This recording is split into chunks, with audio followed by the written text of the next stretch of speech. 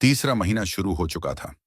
मां की तबीयत धीरे धीरे सामान्य गर्भावस्था की तरह बदल रही थी, लेकिन मन की हलचल अब और भी बेचैन करने लगी थी। समाज की आवाजें अब घर की दीवारों को चीरने लगी थीं। 3 महीने हो गए, किसी पूजा पाठ का आयोजन भी नहीं किया। गुरु से मिलकर क्या उल्टा सीधा सोच लिया है इन्होंने। बच्चे का भविष्य तो जन्म की घड़ी से जुड़ा होता है, ऐसे डर के साए में कैसे जी रहे हैं।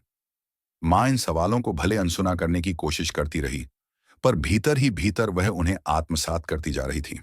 पिता लगातार कोशिश करते रहे कि वह इन बातों से प्रभावित न हो, लेकिन वो समझ चुका था, मां थकने लगी है, टूटी नहीं है, पर बोझ उठाती जा रही है। इन्हीं दिनों परिवार के कुछ बुजुर्गों ने एक स्वयंभू धार्मिक महिला सत्यवती देवी को घर बुला लिया। वह गर्भ संस्कार और ज्योतिष की झाता मानी जाती थी।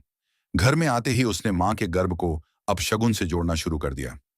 तुम लोग अनहोनी को दावत दे रहे हो, जब शास्त्रों में समय तय है, तब तुम उसे टालने की बात कैसे कर सकते हो। गर्भ कोई मशीन नहीं कि टाइमिंग बदली जा सके। यह कहकर उसने बिना मां की अनुमति के एक शुद्धि हवन करने का प्रस्ताव रखा। पिता ने साफ मना कर दिया, हम डर नहीं रहे, हम जागरूक हैं।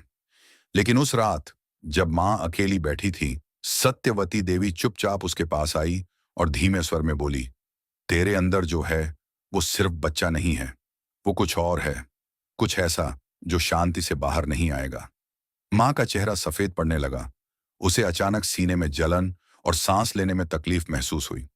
आंखें बंद होने लगीं और तभी कानों में एक गूंजती हुई आवाज आई, वक्त तय हो चुका है। पिता दौड़कर आया और मां को सहारा दिया। वह बेहोश नहीं हुई थी, पर उस रात कुछ बदल चुका था। मां की आंखों में अब सिर्फ डर नहीं था, वहां कोई अनजाना भाव था, जैसे किसी और की उपस्थिति। उसी रात घर के बाहर कोई साया खड़ा दिखा। वह हिला तक नहीं, बस एक तक देखता रहा। और उसी समय दीवार की घड़ी की सुइयां एक पल के लिए थम गईं, जैसे समय खुद कुछ सोचने लगा हो। क्या मां के भीतर सिर्फ एक जीवन पल रहा है, या कोई ऐसी शक्ति जो इस संसार के नियमों से परे है।